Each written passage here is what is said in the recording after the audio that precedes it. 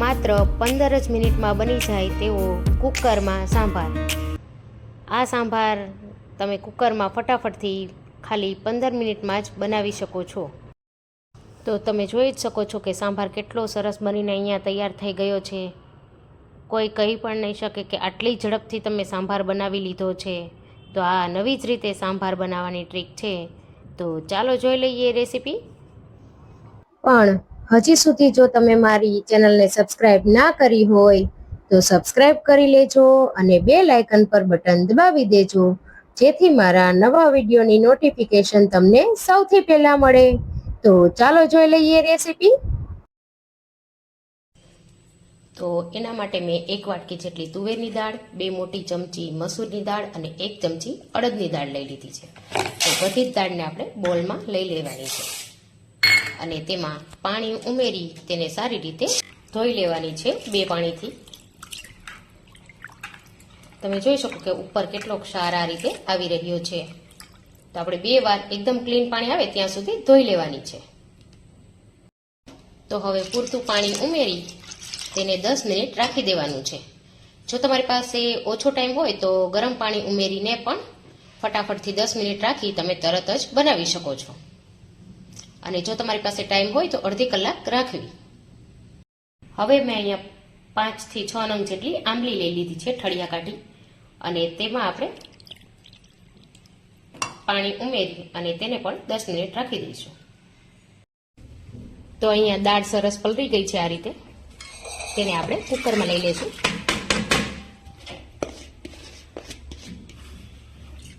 અને મેં અહીંયા સાથે થોડાક શાકભાજી સુધારીને રાખ્યા છે.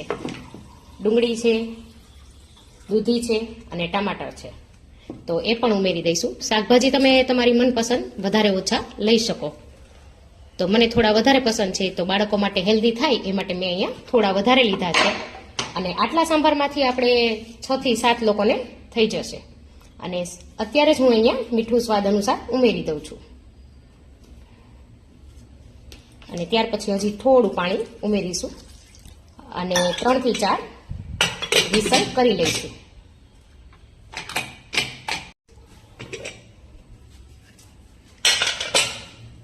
તો સરસ મજાનું અહીંયા આપણે વેજીટેબલ અને દાળ બંને બફાઈ ગયા છે. તો તમે જોઈ શકો છો કે આ રીતે એકદમ દાળ બાફી લેવાની છે. 1 સીટી વગાડવી પડે વધારે તો કરી લેવાની, પણ આ રીતે કરવાની છે જેથી કરીને આપણે તેમાં બ્લેન્ડર ના ફેરવવું પડે. આ રીતે વિસ્કર ફેરવી અને સરસ આપણે તેને મિક્સ કરી દેવાનું છે. આ રીતે મિક્સ કરવાનું છે. જુઓ તમે એકદમ પતલું થઈ જશે સરસ. અને હજી આમાં આપણે પાણી ઉમેરવાનું થશે, પણ એ પહેલા આપણે હજી મસાલા કરી લઈએ આમાં. તો મસાલામાં અહીંયા આપણે 2 ચમચી જેટલું કાશ્મીરી મરચું ઉમેરવાનું છે કે જેથી આપણી દાળનો કલર સરસ લાલ આવે. 1 મોટી ચમચી જેટલું ધાણા જીરું, અડધી ચમચી જેટલી હળદર, 1 ચમચી સાંભાર મસાલો અને મીઠું તો આપણે પહેલેથી ઉમેરી દીધું છે. તો આ બધું સારી રીતે મિક્સ કરી લઈશું. જો કલર સરસ પકડાઈ ગયો છે. આ રીતે આપણે તેને મિક્સ કરવાનું છે જેથી થોડા થોડા વેજીટેબલ પણ રહે અને ખૂબ સરસ લાગે. જો અને ત્યારબાદ આપણે આ પલાળેલી આંબલી છે તેનું આપણે પાણી આ રીતે કાઢી અને ઉમેરી દેવાનું છે.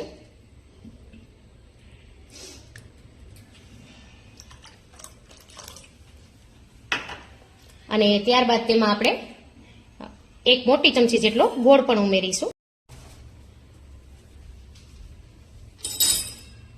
અને 1 ગ્લાસ પાણી ઉમેરી દઈશું અત્યારે.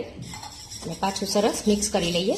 પછી પાછું હજી આપણે થોડી ઢીલી કરશું. આટલી ઘાટી દાળ આપણે નથી રાખવાની. તો હવે અહીંયા એક પેનમાં 3 થી 4 મોટી ચમચી જેટલું તેલ ગરમ કરવા માટે મૂકી દીધું છે. તેલ થોડું ગરમ થઈ જાય એટલે આપણે તેમાં 1 મોટી ચમચી જેટલી રાઈ ઉમેરી દેવાની છે. અને રાઈ તતડે ત્યાં સુધીમાં આપણે લાલ 2 થી 3 મરચાં છે અને 1 ચમચી જેટલી અડદની દાળ છે એ પણ ઉમેરી દઈશું.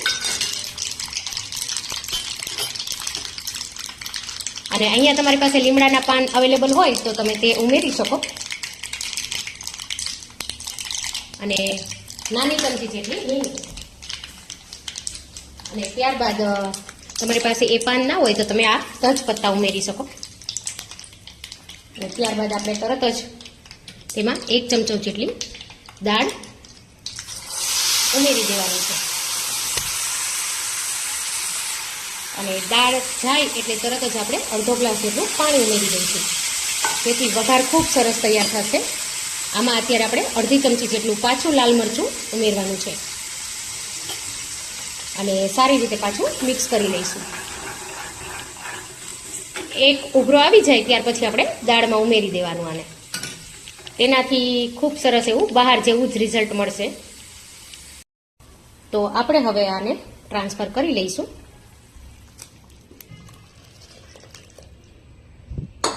અને થોડું ઉકળવામાં તકલીફ પડશે એટલે આપણે મોટી પેનમાં આપણે તેને લઈ લઈશું.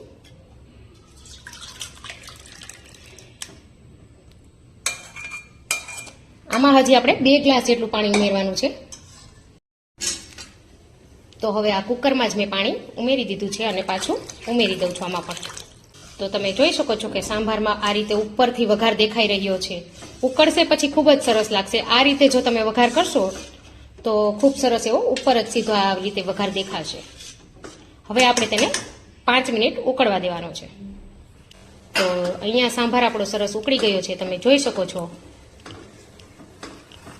કે કેટલો સરસ દેખાવમાં પણ લાગી રહ્યો છે અને કલર પણ ખૂબ જ સરસ એવો આવી ગયો છે.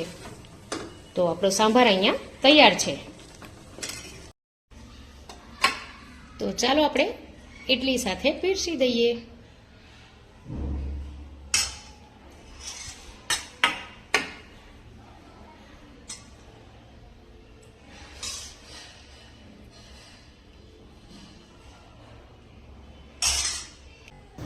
સાથે ઉમેરીશું ઉપરથી કોપરાની ચટણી.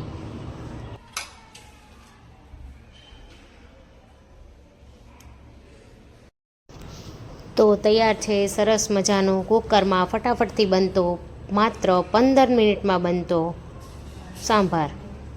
તો તમે પણ ચોક્કસથી ટ્રાય કરજો મારી આ રેસીપી અને કમેન્ટ કરીને મને જણાવજો કે તમને મારી રેસીપી કેવી લાગી. જુઓ, તમે જોઈ શકો છો કે સાંભાર જે છે તે ખૂબ સરસ એવો બન્યો છે. તો ફરી મળીએ નવી રેસીપી સાથે. Happy cooking, happy eating.